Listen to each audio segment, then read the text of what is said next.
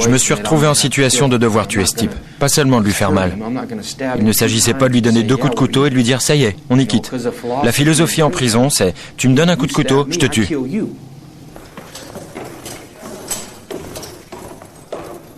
Je l'ai saigné comme un porc jusqu'à ce qu'il ne bouge plus.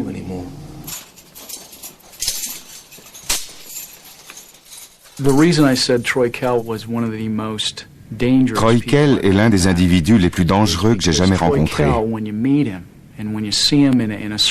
le voir comme ça, vous le trouvez plein de charme, intelligent, charismatique. Jamais vous n'imagineriez qu'il soit capable de commettre un crime aussi abominable que celui qu'il a commis. J'ai vu des types hésiter, ne pas prendre au sérieux certaines situations alors que c'était grave. Ensuite, ils se font poignarder ou baiser. Ils se font tuer. Tous les adeptes de la suprématie blanche étaient très soucieux d'être bien vus de Troy. Dis-lui bien que je le salue. Ils lui ont donné le pouvoir, le symbole du pouvoir blanc. Bien sûr, ils n'en font pas mystère, car ils envient le statut que confère à Troy Kell le crime qu'il a commis. C'est un dieu parmi les détenus, et ils feraient n'importe quoi pour être bien vus de lui. Ça les protège au sein de l'institution pénitentiaire. Alors il lui planque ses lames, son alcool, toute sa contrebande. Troy manipule tout très subtilement. Mais face à l'administration, il présente une image impeccable. Non, je n'ai rien fait du tout. Je n'ai rien à voir avec ces types-là. N'empêche qu'il a ses soldats et qu'ils vont au combat pour lui. C'est facile, ils disent ça pour justifier tout ce qu'ils me font subir. Me maintenir au trou, entraver mes mouvements, veiller à ce que je n'ai strictement aucune liberté. Et d'ailleurs, je n'y ai peut-être pas droit. Chacun voit les choses à sa façon. Certaines personnes estiment que vous n'avez droit à rien du tout. Donnez-lui du pain, de l'eau, et mettez-le en cage quelque part. D'accord, pourquoi pas. Et alors ne vous attendez pas à trouver devant vous un gars sympa, souriant, qui vous remercie pour l'eau et le pain que vous lui apportez. C'est à double tranchant. Il vous force à leur lécher le cul. Mais à force de lécher des culs, la merde vous étouffe.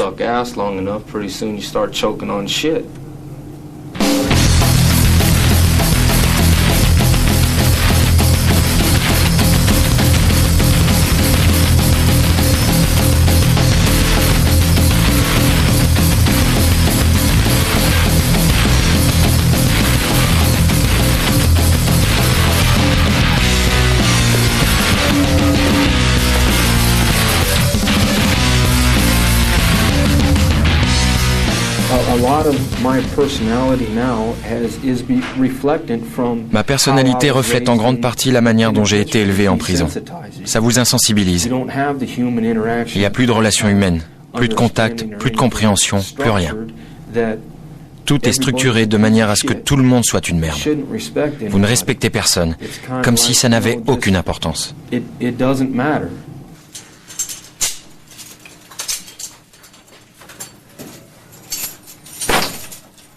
Il faut bien comprendre pourquoi Troy Kell est en prison. À 18 ans, il concocte un plan avec des amis pour emmener un jeune homme qu'il n'a jamais vu, un certain Cotton Kelly, l'emmener dans le désert et lui tirer 6 coups de pistolet à bout portant en plein visage pour le tuer.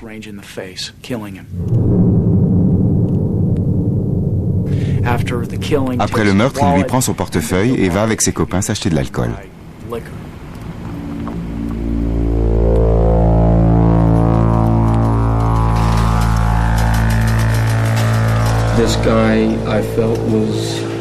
Ce gars, à mon avis, se comportait mal avec une de mes amies.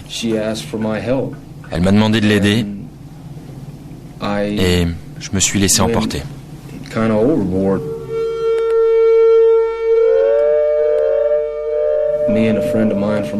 Je me suis mis d'accord avec un copain du lycée pour bastonner ce mec qui faisait des trucs à une adolescente qu'on connaissait. Cette fille, c'était comme une sœur pour moi.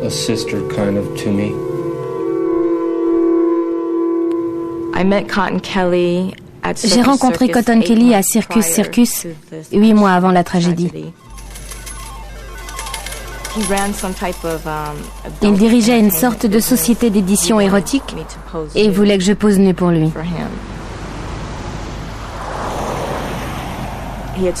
Il s'est mis à téléphoner chez moi, à nous harceler en permanence, ma famille et moi. Et du haut de mes 15 ans, j'ai pris une très mauvaise décision. J'ai fait une demande très immature. J'ai demandé à Troy de lui casser la figure pour qu'il me laisse tranquille.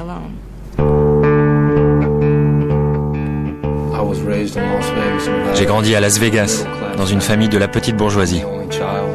Je suis fils unique. J'étais un gamin comme les autres.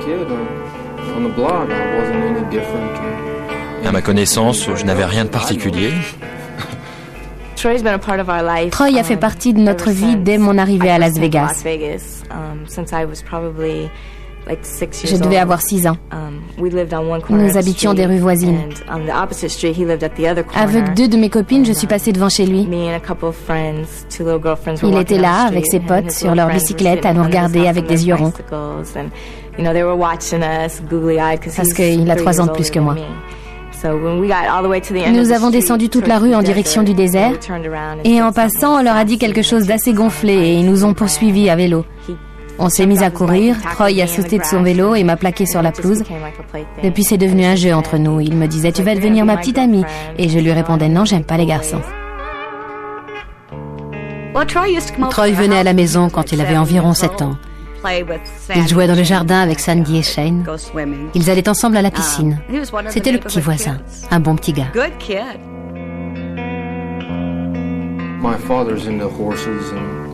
Mon père, son truc, c'est les chevaux. C'est un garçon qui vient de la campagne. On avait des chevaux et tout ça. On attendait de moi que je réussisse. Les gens de ma famille, ce sont des battants. Ce ne sont pas des losers. Son père était très sévère. Je me souviens pour son anniversaire, celui de ses 13 ans, je crois. Je devais en avoir 10. J'ai pris ma bicyclette pour aller au centre commercial, lui acheter un sweatshirt. Et il a dû escalader en secret le mur du jardin pour venir chercher son cadeau, parce que son père l'avait privé de sortie. Il était toujours privé de sortie. Et pour rien du tout. Son père devait être très dur avec lui, très brutal. Quant à sa mère, on ne la voyait jamais. Je sais qu'ils étaient séparés, mais je ne crois pas que sa mère venait souvent. Je ne sais pas si c'est à cause de son père ou quoi, mais il me considérait un peu comme une mère. Il m'a toujours envoyé des fleurs, et il continue à le faire pour la fête des mères.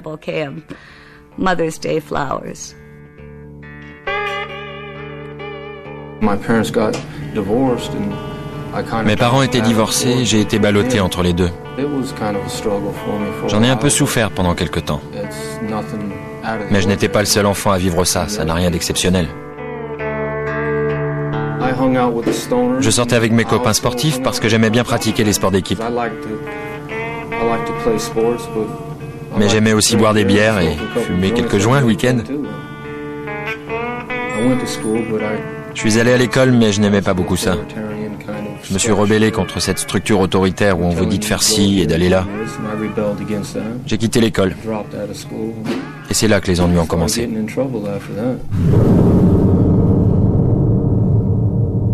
The story goes like this. Shaw and 2 of her friends allegedly lure the Canadian man out here to the desert. We're north of the city. Shaw then allegedly gets out of her car, goes to the bathroom, and on the way back, falls down. Il m'avait dit de faire semblant d'avoir mal à la jambe. Je suppose que c'était un plan qu'ils avaient mis au point. The Canadian man got out of the car to help Shaw. Il m'a prise par le bras pour m'aider à me relever et c'est là que le premier coup de feu est parti.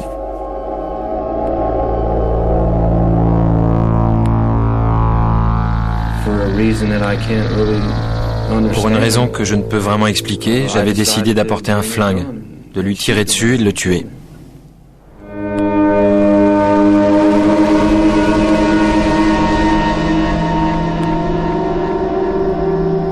Je n'ai pas pu dormir cette nuit-là. Vous avez songé à vous enfuir? Oui, bien sûr. Pourquoi vous ne l'avez pas fait? Je ne sais pas. Je n'avais nulle part où aller. Je ne pouvais pas passer ma vie à fuir.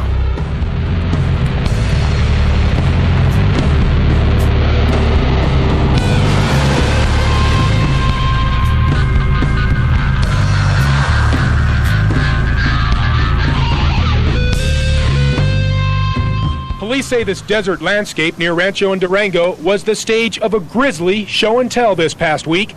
Police say the three suspects spent a week going back and forth here in the desert showing off the body to their friends. Then one of the small children who had seen the battered corpse got to feeling guilty and told police.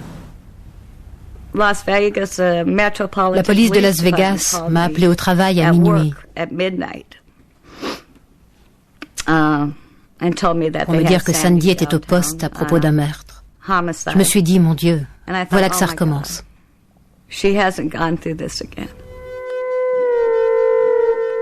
À 13 ans, alors que je passais la soirée chez une amie, son beau-père est subitement devenu fou de jalousie. Il a tué sa mère, les deux amis de sa mère et s'est suicidé. Ça a bouleversé ma vie.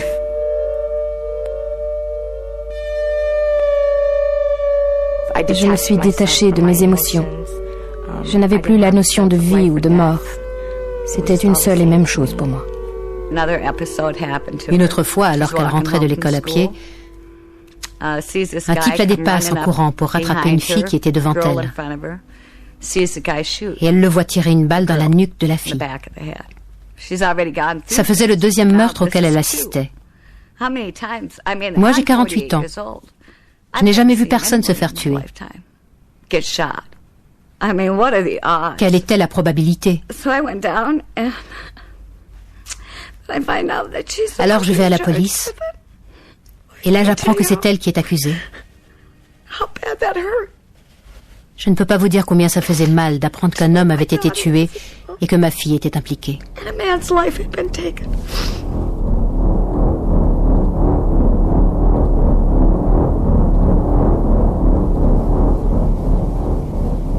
On a appelé ça le meurtre des vantards. Exact. Pourquoi ce nom? La fille était au collège à l'époque. Pas moi, j'avais déjà quitté l'école. Elle avait des copines de classe qui connaissaient l'homme en question. Mais vous savez comment sont les jeunes. Elles se vantent de ce qui est arrivé. Tu te souviens de ce mec? Eh bien, il est mort dans le désert. Les autres ne la croient pas, alors elle a décidé de les emmener là-bas pour leur montrer. Et c'est comme ça que ça a mal tourné. Le lendemain du soir où Cotton s'est fait tuer, je me suis levée pour aller à l'école.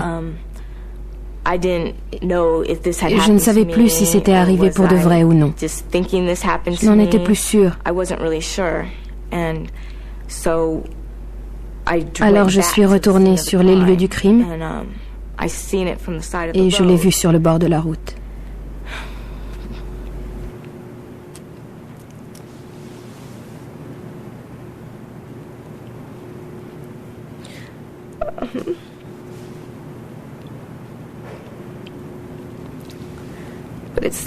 Mais ce n'était toujours pas réel.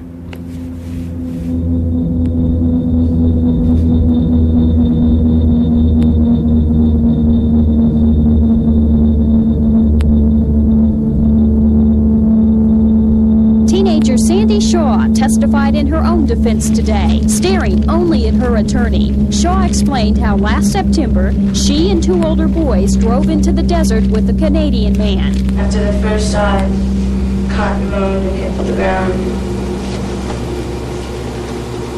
And there was shot. And then really yelled, "Get him now, Troy, get him now." And at the same time that was being said, there was 2 more shots. What did you do?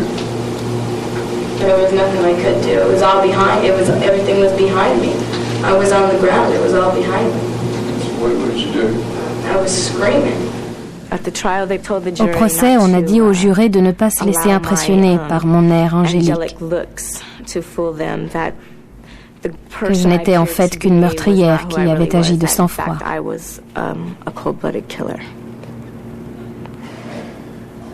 Et qu'avez-vous éprouvé?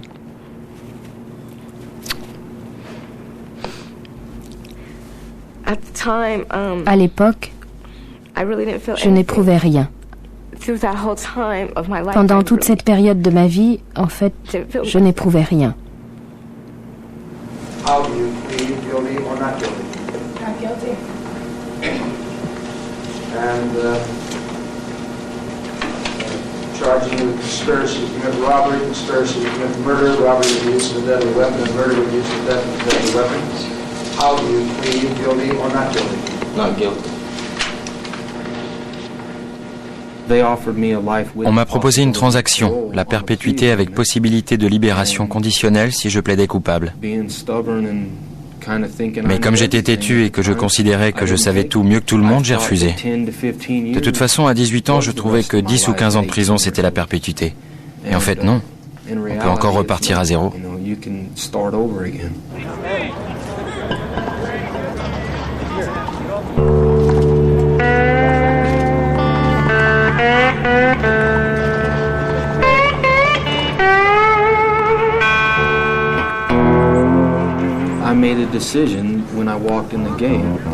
Quand j'ai franchi la porte de la prison, j'ai décidé que j'y entrais en homme et que j'allais y vivre en homme.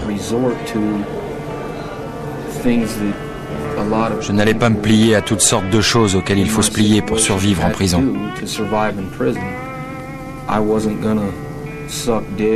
Pas question de tailler des pipes, ni de laver le linge sale des autres, ni de moucharder.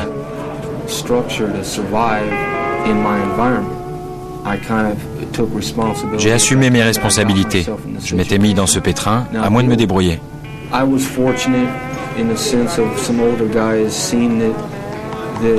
J'ai eu la chance que des anciens, voyant que j'étais là pour très longtemps, m'aient pris sous leur aile, m'aient formé, m'aient appris qui était qui, ce qu'il fallait éviter de faire, ne pas avoir de dette de jeu, ni de dette de drogue.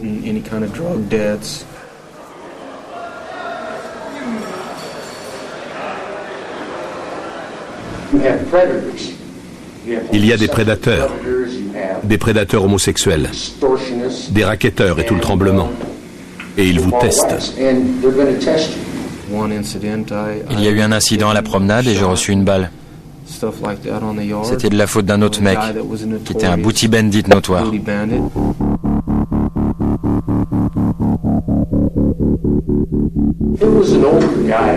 C'était un noir bien plus vieux que lui. J'arrive même plus à me rappeler son nom. Un prédateur homosexuel. J'avais 19 ans et ce type frisait la cinquantaine.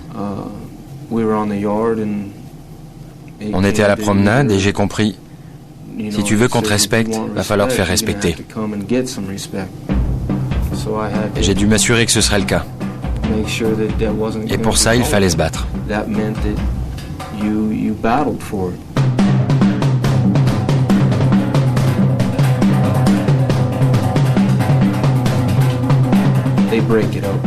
Ils arrêtent les bagarres en vous tirant dessus. Ils visent la poitrine. Ils appellent ça des tirs de barrage. Ça a arrêté la bagarre et ça m'a mis KO. Quand on vous tire dessus avec du 12 à 10 mètres de distance, après ça, la bagarre est finie.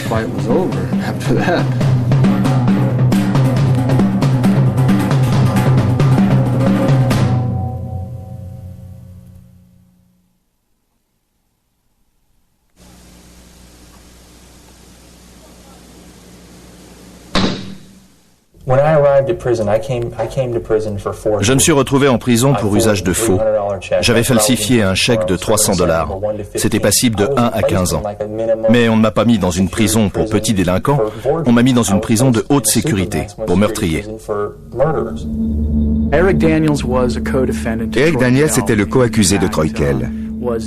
C'est lui qui a empêché la victime de bouger pendant le meurtre en lui tenant les jambes. L'ironie du sort, c'est qu'il était en prison pour une peine passible de 0 à 5 ans de prison. Un délit de faux et usage de faux relativement minime. Il avait volé un chèque à l'ordre du shérif local et avait raturé le nom du shérif. Pas très futé, il a pris 6 mois de prison. Il est donc passé d'une petite peine pour escroquerie à une peine de perpétuité incompressible. Il ne reverra plus jamais la lumière du jour hors de prison. Je suis un voleur de chèques qui se retrouve dans le couloir de la mort. J'ai été mêlé à des mecs qui étaient des condamnés à mort, qui allaient être exécutés dans les 3 ou 4 ans, alors que moi j'étais en prison pour usage de faux. C'est comme ça que j'ai commencé à être mêlé à des situations violentes.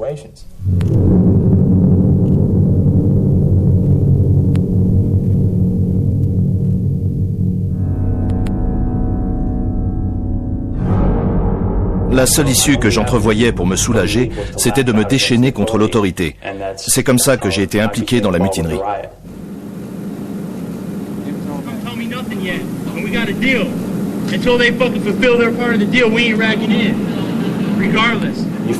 Vous vous sentez piégé par le système, d'abord parce que vous êtes là, d'accord? Ensuite, ça devient de la colère. Puis cette colère vire à la rancune, puis à l'aigreur absolue. Sorry, guys.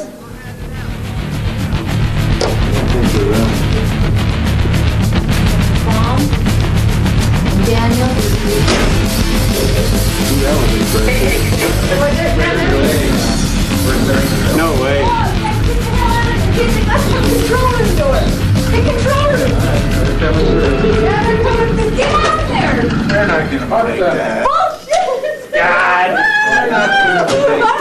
Attention, all inmates in Cedar Section 1. Return to your cells now, or extreme force will be used against you. Return to your cells now and lock up, or force will be used against you. They're going to break the door. Yeah, they are. No. The caps are coming off. Yeah, they're going to take the door here. Okay, now what? They're going to do? Sally Boyd has been breached. SWAT. Get you guys get out there! Echo 102. Echo 102. The Sally Ford section door has been breached. Et vous commencez à vous dire que le surveillant qui vous empêche de sortir de là, celui qui vous apporte à manger tous les jours, c'est le diable. La première chose qui vient à l'esprit, c'est « Vas-y, défonce-toi, fais quelque chose de violent ».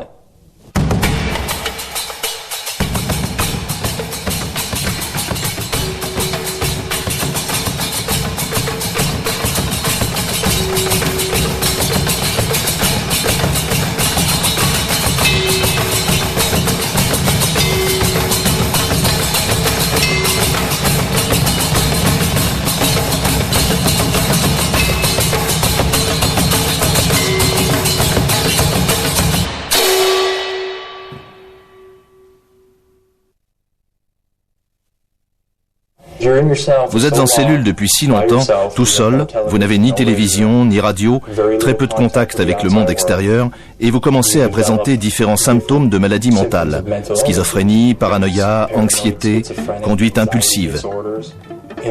Et comme on n'a strictement rien à faire de toute la journée, moi j'ai médité sur la manière de me venger de l'administration pénitentiaire. J'ai jeté de l'urine et des excréments à la figure de la surveillante, car je ne pouvais rien lui faire d'autre. Je ne pouvais pas la frapper. Elle était hors de portée. Donc, faute de mieux, c'était ce qu'il me restait à faire. Ça a été le pied absolu de la voir s'enfuir en hurlant à mort, avec des excréments plein les cheveux et la figure.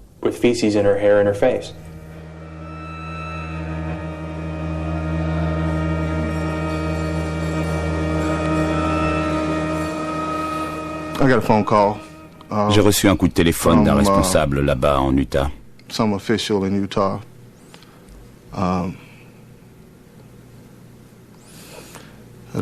me souviens plus de son nom. Il m'a simplement dit que mon frère avait été agressé par un co-détenu et qu'il était mort.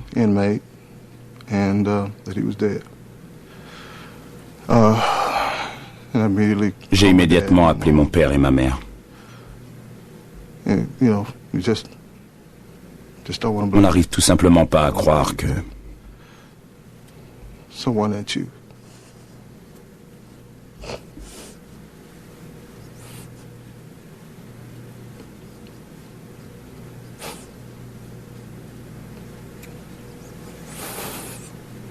que quelqu'un qu'on aime est mort.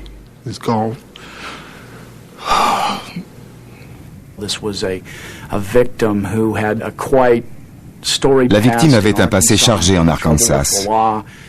C'est quelqu'un qui avait eu des problèmes avec la justice, notamment pour attaque à main armée, qui s'était montré violent en prison, qui avait agressé des gardiens et des codétenus.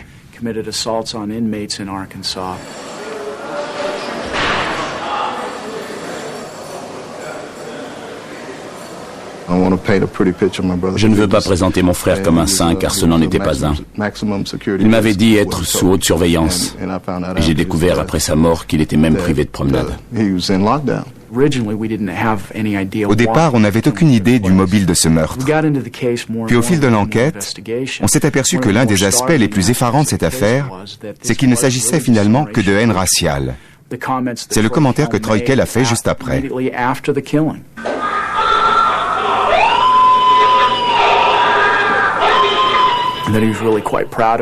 Il était fier de lui à l'idée que ce noir ne serait plus là, qu'il ne pourrait plus faire certaines remarques sur les femmes blanches.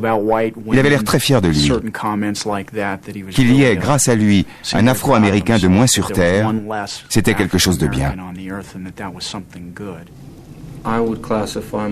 Je me considère comme séparatiste. Je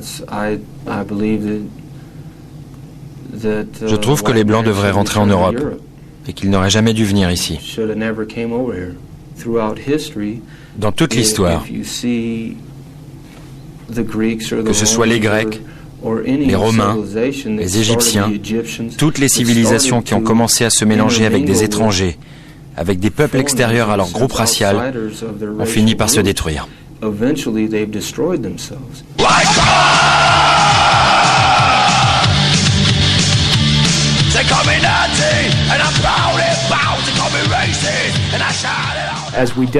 En creusant un peu, on s'est vite aperçu que Troy Kell avait de très fortes convictions liées à la suprématie blanche. Les partisans de la suprématie blanche forment le groupe, on pourrait même dire le gang, qui a certainement le plus d'adeptes et le plus d'impact dans notre prison. La prison a tendance à pousser quelqu'un d'influençable, comme je l'étais étant jeune, à s'identifier à un groupe, à une certaine idéologie. C'est ce que j'ai trouvé dans le mouvement séparatiste blanc. Je m'y suis senti à ma place. J'ai senti que j'avais gravi une montagne, que j'avais planté mon drapeau et que j'étais chez moi. C'est de la peur. La peur d'apprendre à connaître une autre race. On préfère garder ses distances.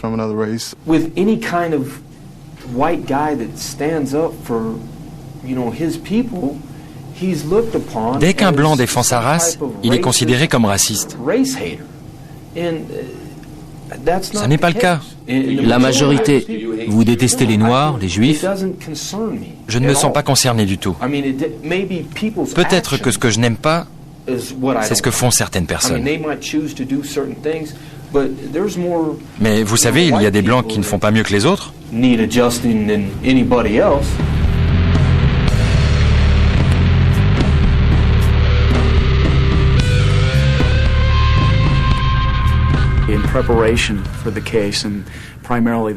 Pour préparer mon réquisitoire, je suis allé dans le Nevada où Troy avait été incarcéré pendant des années. Et à ce moment-là, nous avons trouvé une lettre.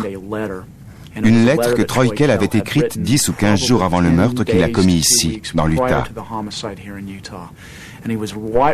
Il écrivait à des amis détenus partisans de la suprématie blanche dans le Nevada. Et dans cette lettre, il évoquait, et en fait il prophétisait, le fait qu'il allait commettre ce crime en Utah.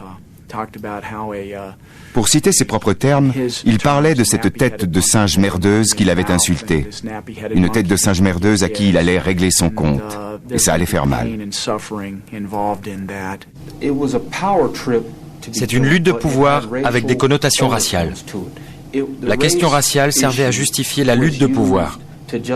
Le pouvoir de décider de ce qu'on fait, décider pour la télé, le bac à glace, comment un tel vit avec tel autre, des choses comme ça, des choses qui se passent en prison.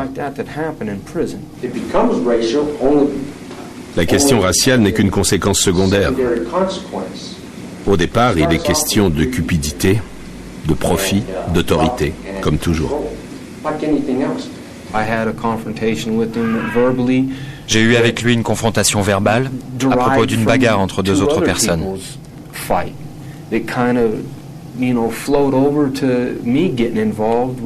J'ai été comme submergé par le besoin de m'en prendre à lui.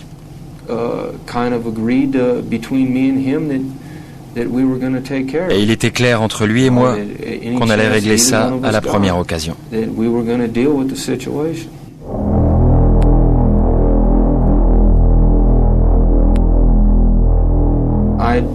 Je m'y suis préparé.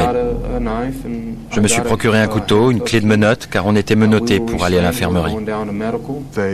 Ils ont imité la signature de mon frère pour une demande de consultation à l'infirmerie. J'ai rempli ce qu'on appelle le formulaire de demande médicale à la place de Blackmon pour le faire sortir de sa cellule un jour bien précis. Le gardien est entré dans la cellule de mon frère et il lui a dit « Tu es prêt à y aller ?» Et mon frère a demandé « Aller où ?» On est venu me dire dans ma cellule « Daniels, tu vas à l'infirmerie aujourd'hui. » Et j'ai su que c'était le jour J. Il arborait les couleurs de son groupe, il avait mis son bandana. Quand il est arrivé à l'infirmerie, Troy Kell, Eric Daniels et un autre détenu étaient là aussi. Avant que j'ai pu dire ouf, Blackmon s'est mis à courir vers moi. Et c'était parti.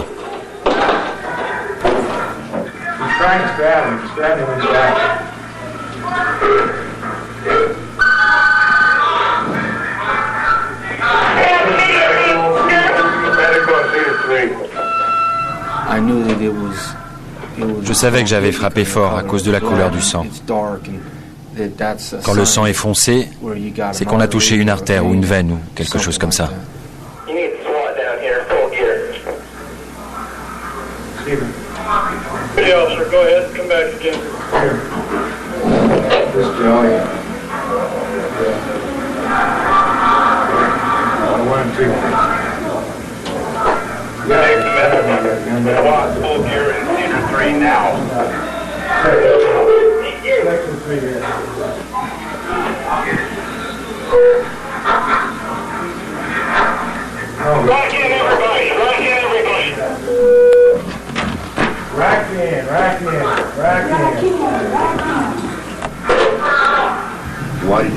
Pourquoi l'avoir poignardé autant de fois?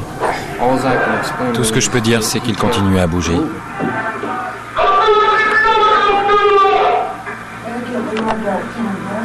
Je l'ai saigné comme un porc jusqu'à ce qu'il ne bouge plus. Et finalement, j'avais poignardé un homme à mort.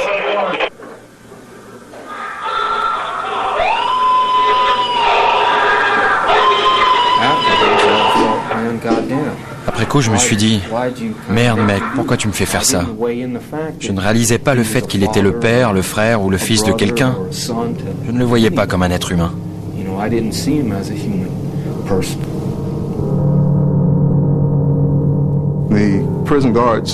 Les gardiens ont vu ce qui se passait. Ils ont vite fait sortir les civils qui se trouvaient là. Ensuite, ils sont allés enfiler leur tenue anti-mutinerie, pendant que mon frère continuait à se faire poignarder.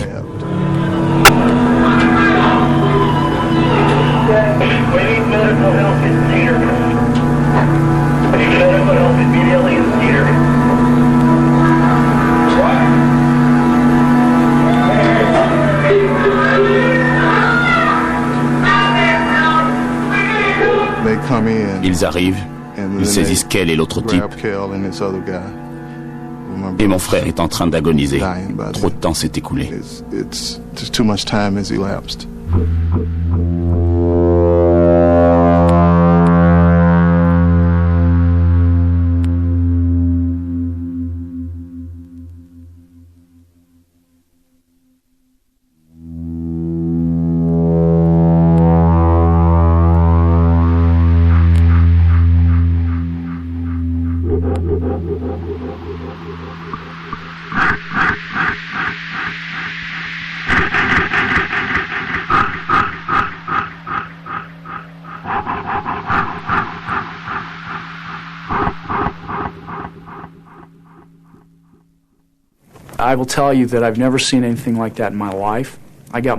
De ma vie, jamais je n'ai rien vu de pareil. Plus je regarde ces images, plus je suis horrifié. J'ai dû les regarder encore et encore pour compter le nombre de coups de couteau. Après avoir visionné cette bande vidéo la première fois, j'ai eu des insomnies pendant plusieurs nuits. Pour un procureur, avoir l'enregistrement vidéo du crime, c'est assez inouï.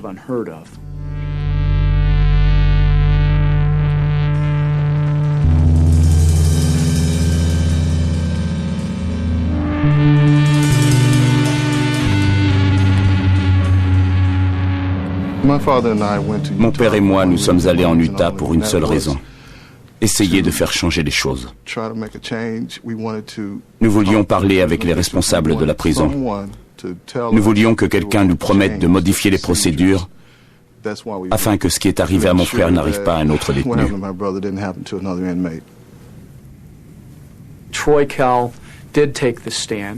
À son procès, Troy Kell s'est montré très éloquent, très intelligent. Il a réussi à jouer sur l'émotion, une émotion qui semblait authentique. Il s'est adressé à la famille de la victime, venue d'Arkansas. À la barre des témoins, il a demandé s'il pourrait parler à mon père et à moi quand il aurait fini de témoigner, face à face, pour se parler d'homme à homme.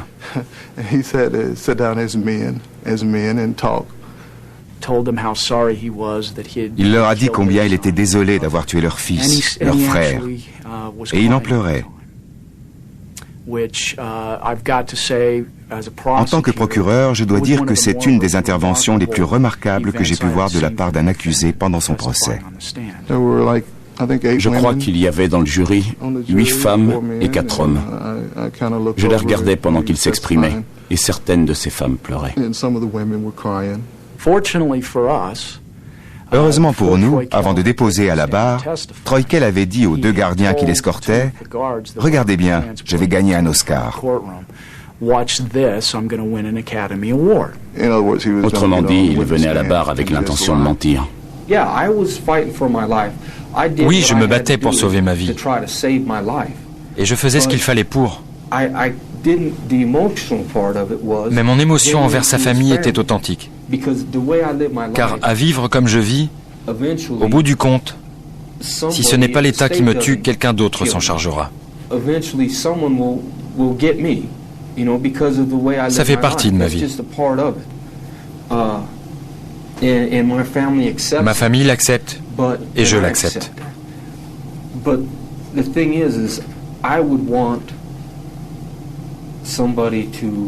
Mais je voudrais quand même qu'on fasse preuve vis-à-vis de mon père du respect auquel j'estime qu'il a droit.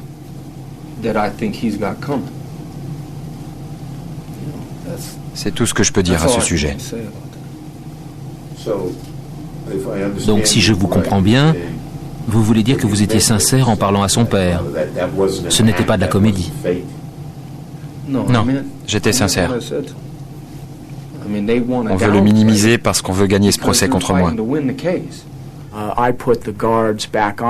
J'ai fait appeler les gardiens à la barre et ils ont témoigné que Troy Kell leur avait parlé de remporter un Oscar.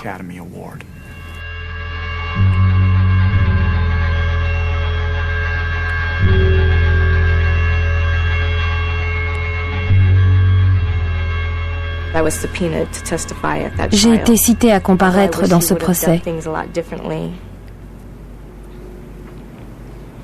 J'aurais préféré qu'il agisse différemment, mais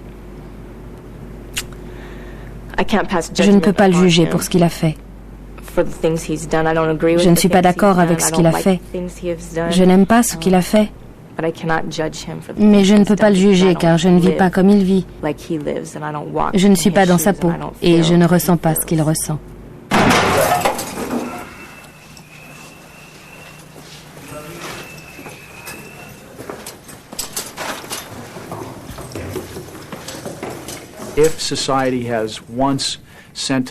Dans la mesure où la société l'a condamné à perpétuité pour meurtre, sans possibilité de réduction de peine, s'il a choisi de prendre la vie de quelqu'un de manière très brutale pendant sa détention, Quelle autre possibilité nous reste-t-il? Et pour être réaliste, le risque de le voir un jour commettre un autre meurtre en prison a sans doute pesé lourd dans la décision des jurés de choisir la peine de mort. Je ne crois pas que la peine de mort soit efficace. Il y a des condamnés à mort. Et récemment, McVeigh, l'auteur de l'attentat d'Oklahoma City, a été exécuté. Est-ce que ça empêche le terrorisme? Je ne crois pas. Est-ce que ça va empêcher les meurtres, les viols? Je ne crois pas. J'ai des collègues qui disent, comme ça il ne recommencera pas. Bien sûr, mais ça ne décourage pas les autres.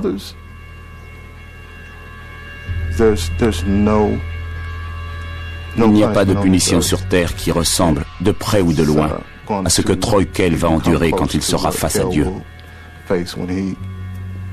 C'est ma conviction. Vous pouvez le tuer 20 fois. Ce sera encore loin de ce qu'il va endurer face à Dieu.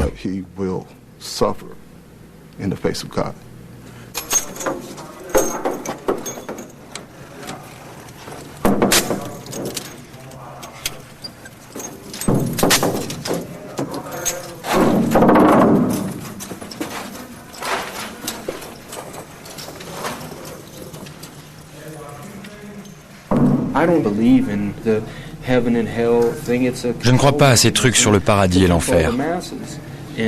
C'est un moyen de manipuler les masses par la peur. Je ne crois ni aux flammes de l'enfer, ni aux délices du paradis. Quand on est mort, on est mort.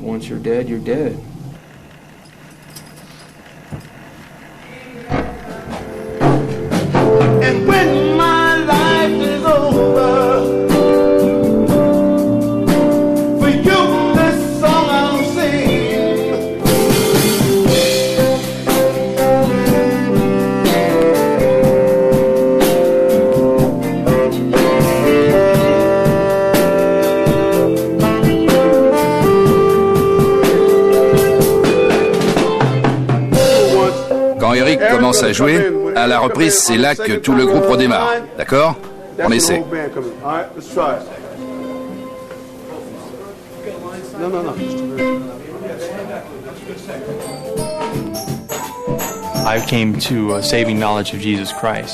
J'ai trouvé la voie du salut avec Jésus-Christ. Ça s'est produit il y a bientôt 3 ans. La manière dont je considère les gens, mes relations avec les hommes et les femmes ont changé du tout au tout. Je ne considère plus les gens selon la couleur de leur peau. Aux yeux de certains, je trahis ma race. Même ce que je suis en train de vous dire peut me coûter cher.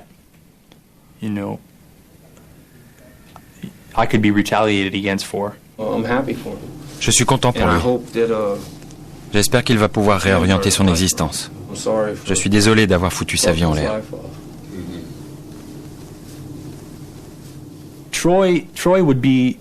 Troy, sur une échelle de valeur, c'est l'extrémiste. Franchement, je crois que s'il sortait un jour de prison, il irait faire sauter des immeubles.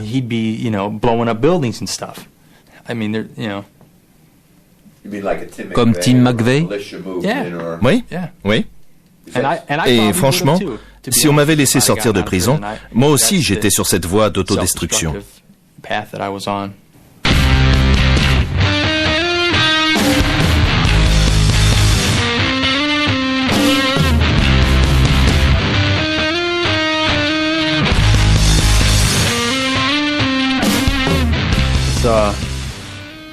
La 8e lettre de l'alphabet, c'est le H. HH, ça veut dire Heil Hitler. Les adeptes de la suprématie blanche sont convaincus que les Juifs sont l'ennemi absolu, qu'ils montent les Noirs et les Blancs les uns contre les autres, pour qu'on s'élimine mutuellement et qu'ils gagnent la partie. Voilà à quoi se résume cette philosophie. Par les banques, par les médias, les Juifs manipulent l'opinion de manière subliminale. Ils la manipulent dans un sens favorable à leur projet. Ce genre d'absurdité. Le problème, c'est qu'aujourd'hui je trouve ça absurde, mais j'ai marché à fond.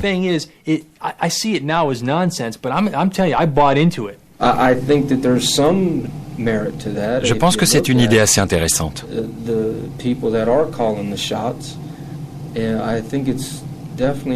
En tout cas, ce n'est pas une coïncidence. Ils sauvent leur peau. C'est vrai qu'ils en ont bavé au cours de l'histoire et ils ont toutes les raisons d'agir comme ça. C'est une lutte de pouvoir, rien d'autre. C'est structurel. L'extermination des Juifs par les nazis ? Ouais, oui. Selon vous, ça a existé ? Les révisionnistes disent que c'est une calomnie contre le Troisième Reich. Ça n'a pas eu l'ampleur qu'on prétend. Il n'y en a pas de preuves, les chiffres ne correspondent pas. Oui, je crois que ça s'est produit, que c'était la guerre, et qu'Hitler les avait prévenus de ses intentions 10 ans avant de commencer. Vous savez, la traque et l'extermination, ça fait partie des conquêtes. Ça se passe comme ça, et c'est comme ça que ça s'est passé. Les nations se sont construites par la force.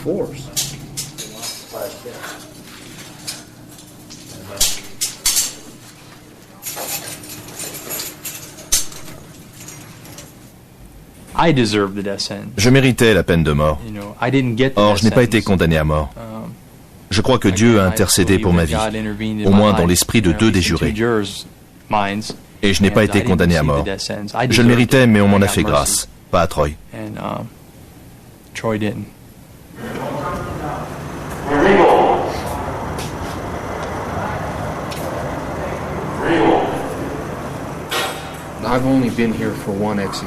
Depuis que je suis ici, il n'y a eu qu'une seule exécution. Un fusillé. Ça me semble la manière la plus propre et la plus rapide. L'homme n'a rien senti.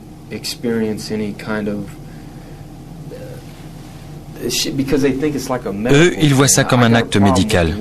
Je ne suis pas d'accord. La peine de mort ne me pose pas de problème. Dans la mesure où c'est la sanction prévue, très bien. Mais quand on essaie d'en faire un acte médical comme une opération, non, montrez-la pour ce qu'elle est. Vous tuez un mec, quelle que soit la justification. Nous pouvons tous justifier nos actions d'une manière ou d'une autre. Le fait est que vous tuez un type. Alors montrez-le comme tel. On devrait faire ça sur la place publique, que chacun sache exactement ce qui se passe.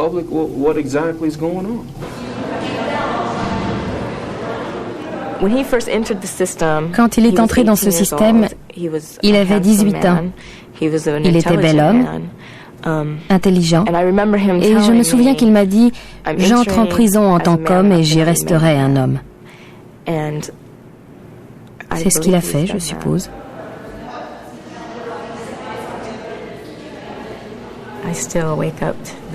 Aujourd'hui encore, quand je me réveille, je n'en reviens pas d'être en prison. Ma vie s'est résumée à ça. J'ai passé plus de la moitié de ma vie en prison. C'est dur. Et parfois, je me demande si un jour je passerai mon permis, si j'irai m'acheter des meubles pour ma maison. Click on Mouse Invaders and click OK. J'espère ardemment qu'un jour on me donnera une deuxième chance. J'étais une enfant en souffrance. J'étais une enfant perdue.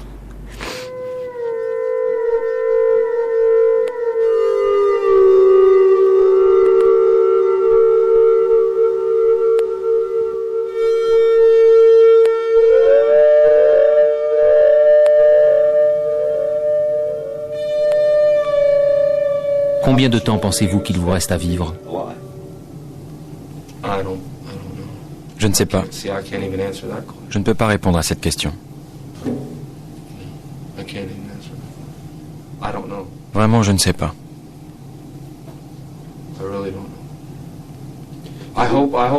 Longtemps, j'espère. Ça revient sans arrêt. Je ne sais pas. Qu'est-ce qui revient sans arrêt? Devoir choisir entre vivre en subissant toute cette merde ou non.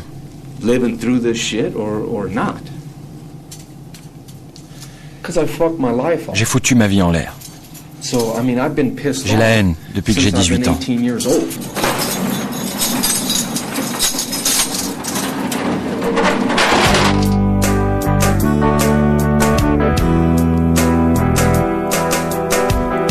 Shining bright with unspoiled tales.